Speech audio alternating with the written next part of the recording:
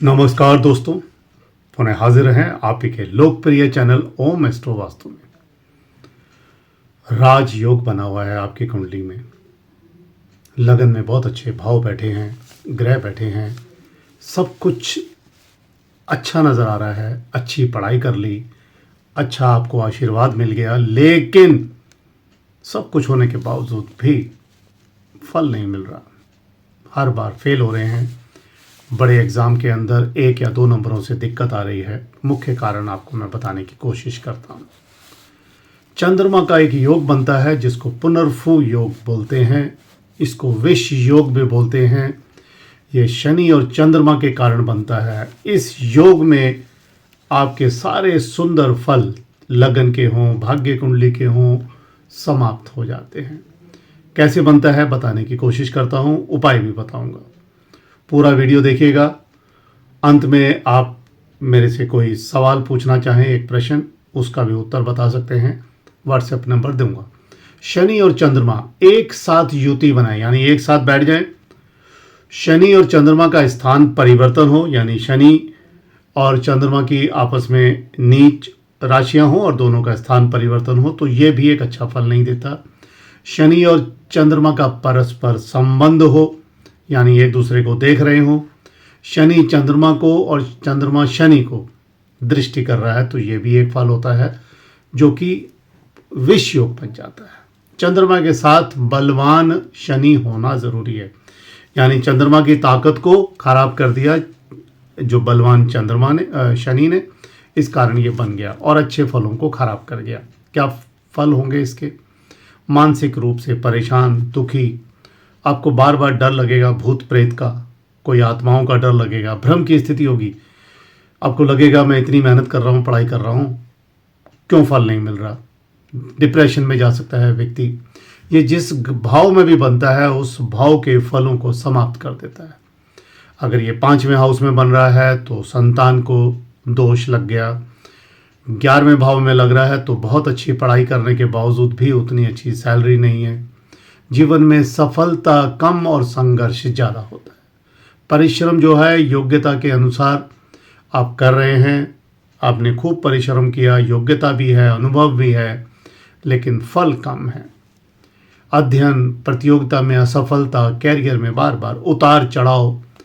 7वें house में बन गया और लगन में भी बन गया तो ये दाम्पत्य सुख में कमी दिखाता है।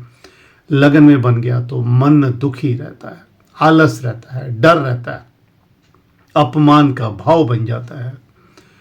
चंद्रमा और शनि अगर इनमें से कोई अशुभ राशि के नहीं है, यानी ये दोनों में से कोई उच्च राशि के हैं और ये योग भी बना हुआ है, तो फलों में कमी तो रहेगी। ये पुनर्फू या विष योग चंद्रमा के कारण बनता है, उसके बारे में।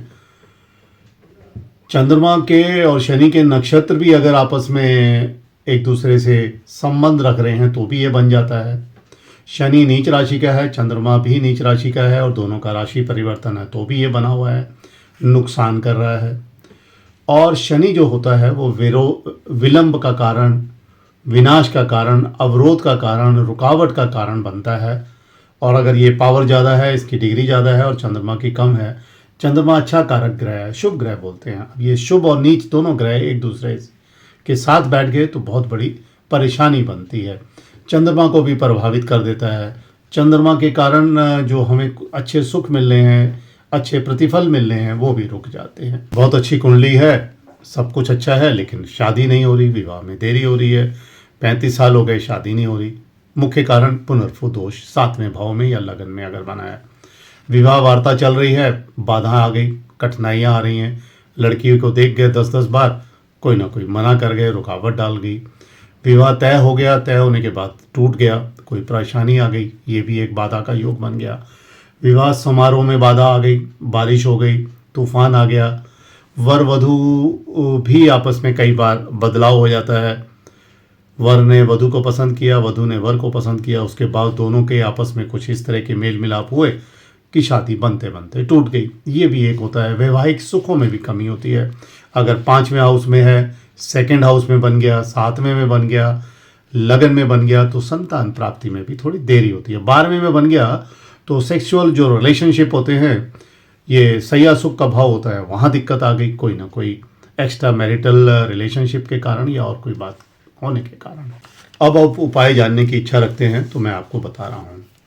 चंद्रमा और शनि अगर दोनों नीच राशि के हैं तो इनके रत्न कभी मत पहनना, जो भी आपको कह दे चाहें।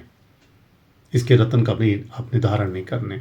इनका उपाय यह है, इनके यंत्र रख सकते हैं, उनकी पूजा कर सकते हैं, उनका मंत्र का जाप कर सकते हैं, चंद्रमा का जो मंत्र होता है और शनि का। शनि अगर बहुत ज़्यादा नीच राशि के भी हो गए और परेशान कर रहे हैं, बहुत ज़्यादा आलस आ रहा है, बहुत रुकावटें हैं, तो शनि भगवान के लिए एक उपाय बता रहा हूँ। लगातार 5 शनिवार आप जाना है शनि मंदिर और लोहे की यानी स्टील की कटोरी में आपने सरसों का तेल अर्पित करना है। ओम सं श्री शनिश्चराय नमः का 8 बार जाप करना है। शनि की मूर्ति की तरफ आपका फेस नहीं होना चाहिए। 2 मुखी रुद्राक्ष या 7 मुखी रुद्राक्ष धारण कर सकते हैं। पक्षियों को बाजरा खिलाइए, सबसे उत्तम चीज़ जो है पक्षियों को बाजरा। ये इम्पॉर्टेंट आपको मैं बता रहा हूँ। ओम नमः शिवाय मंत्र का 108 बार जाप करें। महीने में 1 बार भी कर लेंगे एक माला, तो मान लीजिए ये सारे कष्टों का निवारण हो जाएगा। शनि को प्रसन्न करने के लिए हनुमान चालीसा का लड़के यानी जिन लड़कों की शादी में नौकरी में विघ्न आ रहा है वो ये जाप कर सकते हैं। ये जो हनुमान चालीसा का पाठ करना बहुत उत्तम रहेगा। लड़कियों के लिए क्या होगा, चंद्रमा का एक व्रत होता है सोमवार का, लगातार आप 5 सोमवार के व्रत रखिएगा, सभी शादी की समस्या दूर हो जाएगी, नौकरी में कोई परेशानियां हैं दूर हो जाएंगी। इस तरह के और भी वीडियो देखने के लिए प्लीज़ चैनल को सब्सक्राइब ज़रूर कर लीजिएगा। धन्यवाद। मेरा व्हाट्सएप नंबर आ रहा है, कृपया करके व्हाट्सएप ही कीजिएगा, कॉल मत कीजिएगा।